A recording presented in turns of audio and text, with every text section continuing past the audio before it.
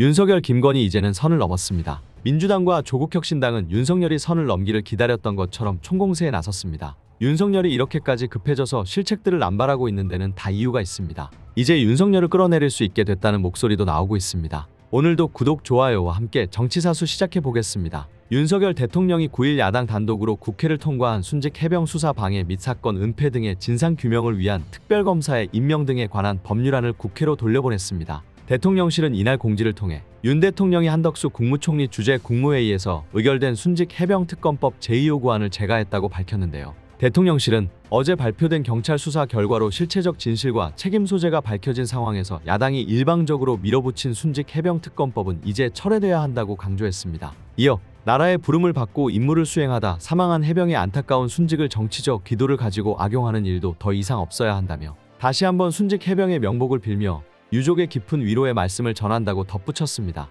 윤 대통령이 국회에 법률안 제1을 요구한 것은 이번이 8번째이며 법안 수로는 15건째입니다. 전날 경찰은 해병대 채모 상병 순직 사건 수사 결과를 발표하고 해병대 1사단 치려단장 등 사고 당시 현장 지휘관 6명을 업무상과실치사 혐의로 송치하기로 했습니다. 다만 업무상과실치사 등의 혐의로 고발된 임성근 전 해병대 1사단장에 대해서는 혐의가 없다고 판단하고 불송치 결정을 내렸습니다. 그간 야권에서는 윤 대통령이 임 전 사단장의 혐의를 인정한 해병대 수사단의 초동조사 결과를 보고받고 임 전 사단장을 혐의자에서 배제하라며 외압을 행사했다는 의혹을 제기해왔는데요. 앞서 윤 대통령은 21대 국회에서 야당이 단독 처리한 최상병 특검법에 대해 지난 5월 21일 거부권을 행사했으며 이 법안은 국회 재표결을 거쳐 5월 28일 폐기됐습니다. 그러나 더불어민주당은 22대 국회에서 당론 1호로 최상병 특검법을 다시 발의했습니다. 특히 재발의 법안은 최상병 순직 사건은 물론 파생된 관련 사안을 모두 특검이 수사하도록 하고 야권의 특검 추천 권한을 넓혀 수위를 더 높였습니다.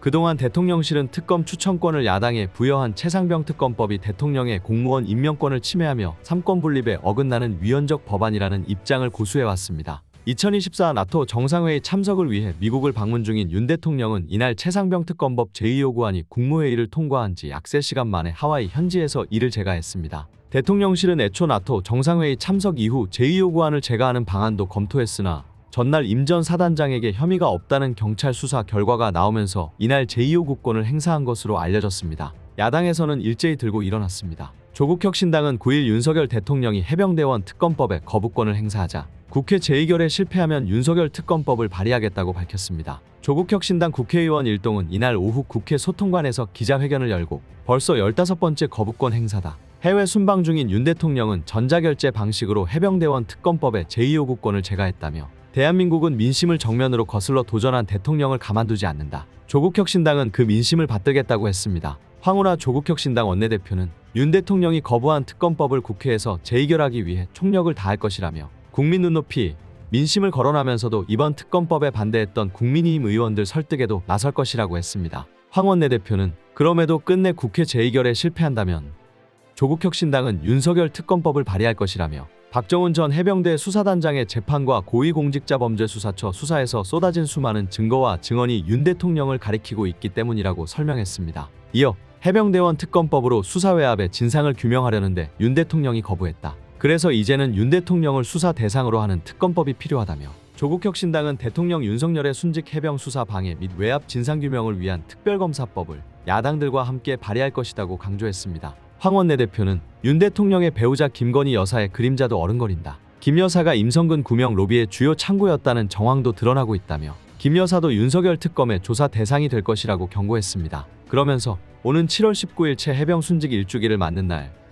조국혁신당이 발의한 윤석열 특검법을 대전 현충원 최해병 묘역에 바치겠다며 지휘관 책임을 물으려는데 수사를 방해한 자, 임성근 구명 로비에 나선 자들 모두 특검 수사를 받고 처벌받게 하겠다고 말했습니다. 황 원내대표는 기자회견 후 기자들을 만나 해병대원 특검법에 대해서 야당이 공동의 입장을 지금까지 취해왔다며 해병대원 특검법의 연장선상에서 윤석열 특검법에 대해서도 야당과 공조가 이뤄질 것으로 믿고 입법 공조해 나갈 예정이라고 했습니다. 지금 이런 상황인데도 여당이라는 국민의힘은 내부 권력 다툼에만 혈안이 되어 있습니다. 민주당에서 이를 놓치지 않고 맹공에 나섰습니다. 23일 전당대회를 앞둔 국민의힘에서 한동훈 당대표 후보의 김건희 여사 문자 무시 논란이 갈등의 핵으로 떠오른 가운데 더불어민주당이 이를 국정농단으로 규정하고 총공세에 나섰습니다. 박성준 원내수석부 대표는 9일 국회에서 열린 원내대책회의에서 김 여사와 한 후보의 내부 분열과 권력투쟁 양상에 우리가 몰랐던 은밀한 문자 내용이 공개됐다며 닉슨의 워터게이트 사건도 내부 분열과 권력투쟁으로 일어났다고 말했습니다. 박 원내수석부 대표는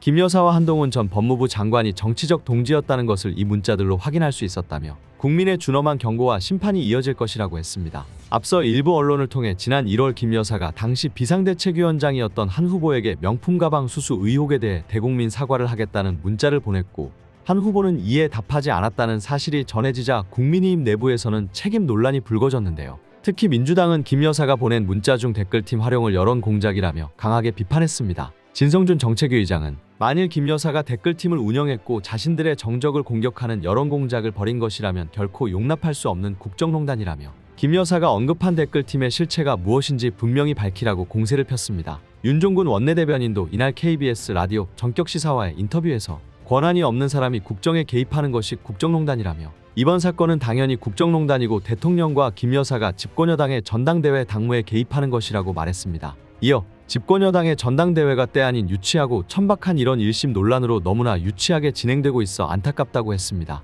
민주당은 이번 문자 공개를 기반으로 김건희 특검법에 힘을 싣고 있습니다. 윤 원내대변인은 9일 브리핑을 통해 김 여사의 명품백 수수 및 주가 조작 의혹에 대해 김 여사가 공개한 문자 메시지를 보면 관련 사실을 100% 인정하고 있다며 그럼에도 끝까지 조사받기를 거부하는 김 여사를 포토라인에 세울 방법은 국민의 명령으로 이뤄지는 특검뿐이라고 말했습니다. 강선우 의원도 페이스북을 통해 한동훈은 왜 김건희의 문자를 씹었나라는 제목의 글을 업로드하고 김 여사가 한 후보에게 보냈던 문자 메시지에 속듯이 사과하기 싫다는 의미였다고 주장하며 전당대회 선거 운동하실 때가 아니라 검찰 조사를 받으셔야 할 때라고 비판했습니다. 국힘 내부에서도 반란의 목소리가 계속 터져나오고 있습니다. 국민의힘 전당대회에서 후보 간 난타전이 이어지는 가운데 전당대회가 끝나면 당내 분열을 어떻게 봉합할지 우려가 된다는 지적이 나왔습니다. 진수희 전 국민의힘 의원은 9일 KBC 라디오 박영환의 시사 한번지에 나와 단순한 여당의 대표 뽑는 전당대회치고는 이 싸움의 양상이 너무 거칠고 센 것 같다며 이같이 우려했습니다. 그러면서 제가 2006년 한나라당 시절 박근혜 후보와 이명박 후보 경선 때 캠프에 있었는데 그때를 방불케 하는 그런 정도의 양상이라며 전대 끝나고 나서 이 당이 제대로 무사히 살아있을까 이런 걱정을 할 정도라고 덧붙였습니다.